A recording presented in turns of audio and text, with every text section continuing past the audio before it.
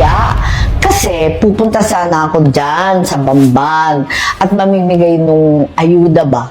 Ayun, tapos itingnan ko yung DSWD, chu-chu-chu. Tapos magbibigay pugay sa mayor.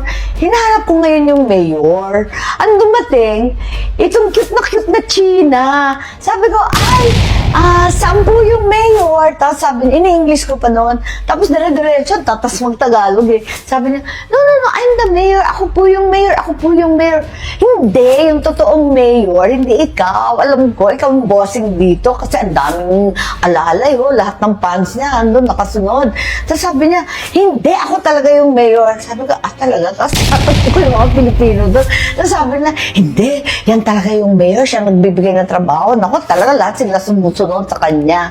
Kaya eto nga, naguguluhan ako dito sa investigasyon dahil nung una pa, nagdududa akong Pilipinas siya. Pero sigurado na yung mga tao doon, talaga nabigyan niya ng trabaho, ng tulong, kung ano.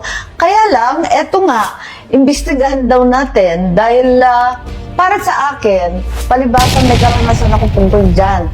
Wala pang pangalan na Pogo. Meron na kaming mga nagsusugal na galing sa China, galing sa kung saan.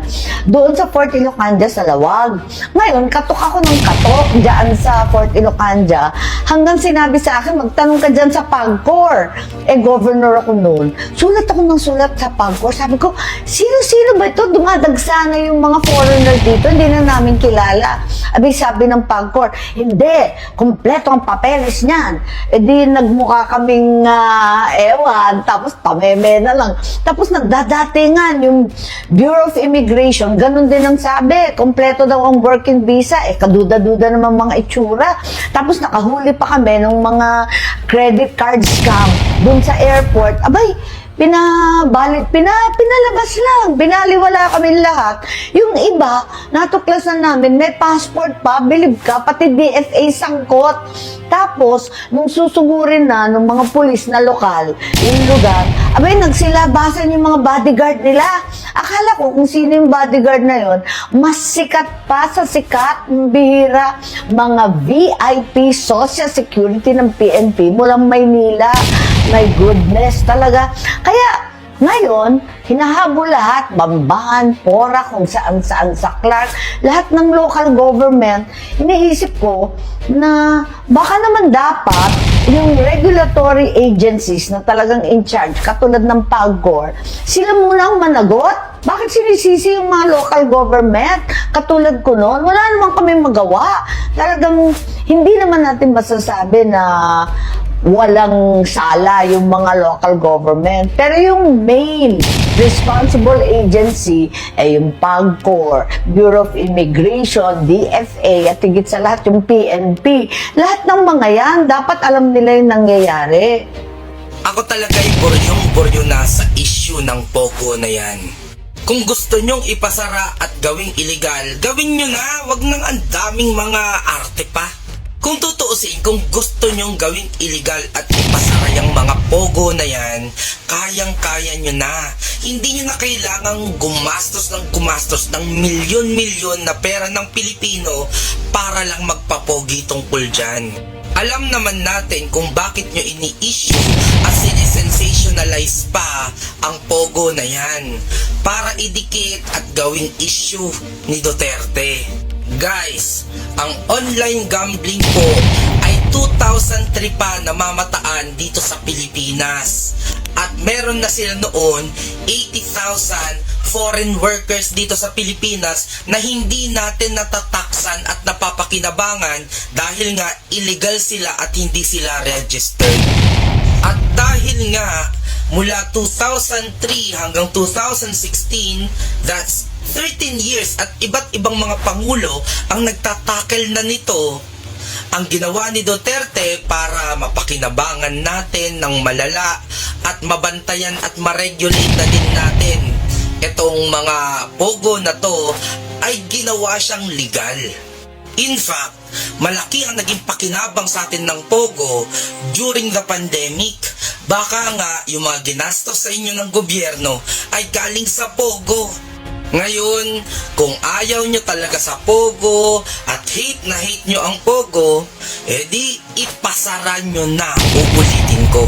Manawagan na kayo kay Bongbong Marcos at sa buong administrasyon niya na i-erase na sa balat ng Pilipinas ang Pogo. Ang tanong, kaya niya ba katulad ng mga previous administration since 2003 at gusto niya ba itong gawin? Pero ito ang totoo.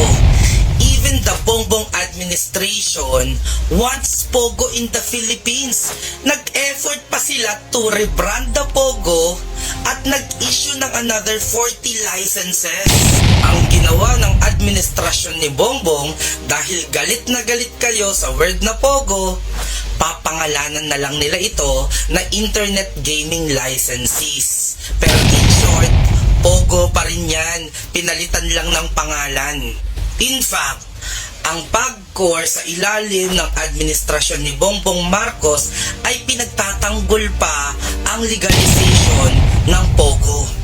Ayon sa kanila, pag ginawa daw nating illegal ang internet gaming licenses na bagong pangalan at rebranded name ng Pogo, ay magkukos ng bigger problems sa bansa. So ayun naman pala, even the Bongbong administration ay pinagtatanggol at nag-e-effort para sa mga Pogo companies dito sa Pilipinas. So bakit hindi nyo siya kinikriticize? Totoo lang, this Pogo is one proof that Duterte is not tuta ng China. Dahil nga, bawal ang sugal sa China, the whole Chinese government is asking the Philippines sa panahon ni Duterte for us to ban at gawing illegal ang Pogo na to. Halos taon-taon nananawagan ang China, pero sinunod ba ni Duterte? So kung tuta siya, bakit hindi siya sumusunod sa panawagan ng China? In short, pro-China kayo sa issue na to. Kasi pareho kayo ng panawagan ng China dito. Again, kung galit na galit kayo sa Pogo at nagkikriticize kayo kay Duterte for legalizing Pogo, dapat nagkikriticize din kayo kay Bongbong Marcos at sa kanyang administrasyon for defending Pogo and rebranding it para maging mas mahalimuyak sa inyo. At dapat galit na din kayo dito sa mga tao na naglulustay pa ng pera ng gobyerno at grabe ang pagpapapogi. Gamit na gamit ang Pogo na to, when in fact, pwede na nilang gamitin yung kapangyarihan nila para gawin itong illegal sa bansa. Tama na ang EBAS at tama na ang pagwaldas ng pera ng bansa. Kung gusto nyong ipasara, again, gawin nyo na.